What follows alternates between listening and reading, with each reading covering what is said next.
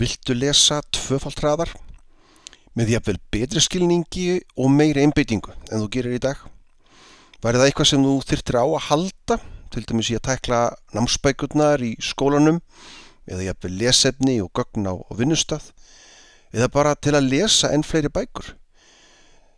Til að þú getið sparaði tíma við að lesa hraðar, komist yfir meira efni, jafnvel lært meira eða kynntir meira af efni með því eina tvöfalda lestarhraðaðinn? Ef svo, þá mæli ég með bókinu minni Hraðlestu fyrir þig. Því þetta og meira til vil ég hjálpa þér að gera veruleika í þínu lífi næstu daga. Jón Vigfús Bjarnason heiti ég og höfundur bókarinnar Hraðlestur fyrir þig. En ég einnig skólastjóri og kennari Hraðlestarskólans þar sem ég á undanförnum áratug kennt yfir 10.000 manns að lesa margfalt hraðar. Ég þekki því efni nokkuð vel. Í þessari bók ég að taka fyrir allra einföldustu byrjunar æfingarnar, grunnskrefin til að koma þér af stað. Þetta æfingin sem mun á næstu 5-7 dögum tvöfalda lestarhraðinn ef þú leyfir henni. En hún gæti auðvitað aukið hann enn frekar ef þú vilt og æfir lengur. Hluti af því sem ég kenni nemendum mínum í Hraðlestarskólanum að lestrarfærnin eins og öll önnur færni í lífinu. Galdurinn, eða hugsa málið, galdurinn á bak við góðan árangur í íþróttum eða í tónlistarnámi ekkert annað en æfing, þjálfun og æfing. Það að mæta á æfingar og fylgja ráðlingum þjálfara og kennara, og það sama á við lesturinn.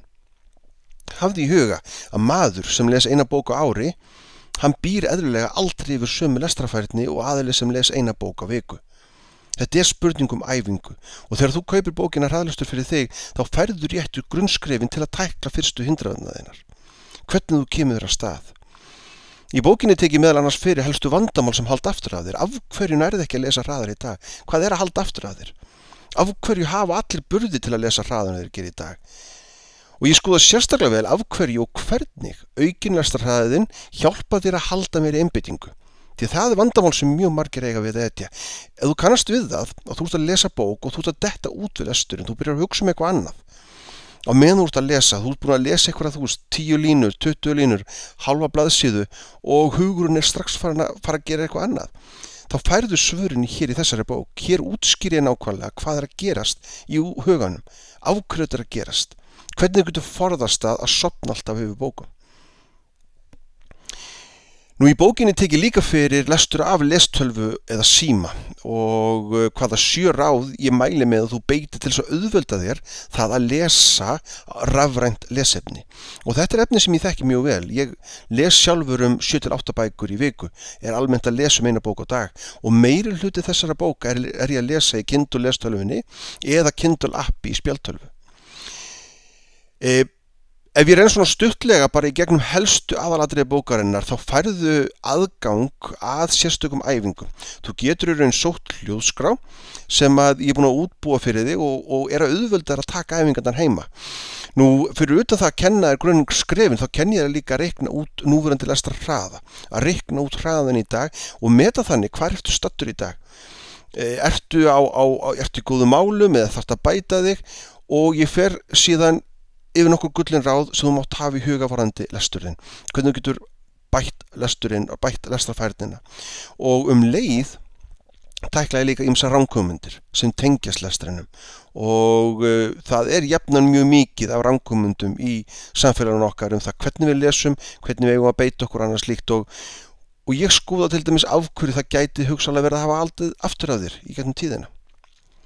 Nú þessa bók getur þú notað í lestölvum, í símum, þú getur þess að setja upp í PC eða Mac tölvum eða þú vilt frekar og þú þarft ekki að hafa ágjörð því að þurfa að kaupa einhver forrit eða eitthvað slíkt.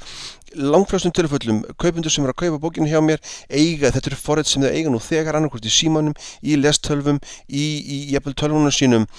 Ef þetta ekki sett upp, þá í öllum tilfellum hægt að fá frítt forrit til þess að nota bókina. Þannig að ekki hafa ágjörð því að kaupa bókina á rafrænu formi.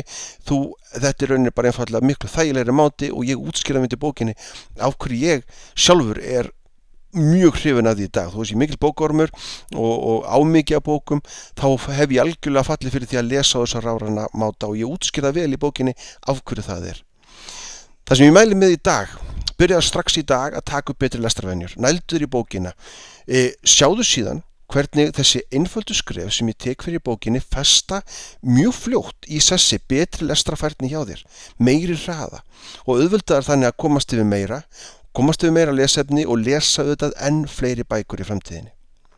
Gangi þér vel.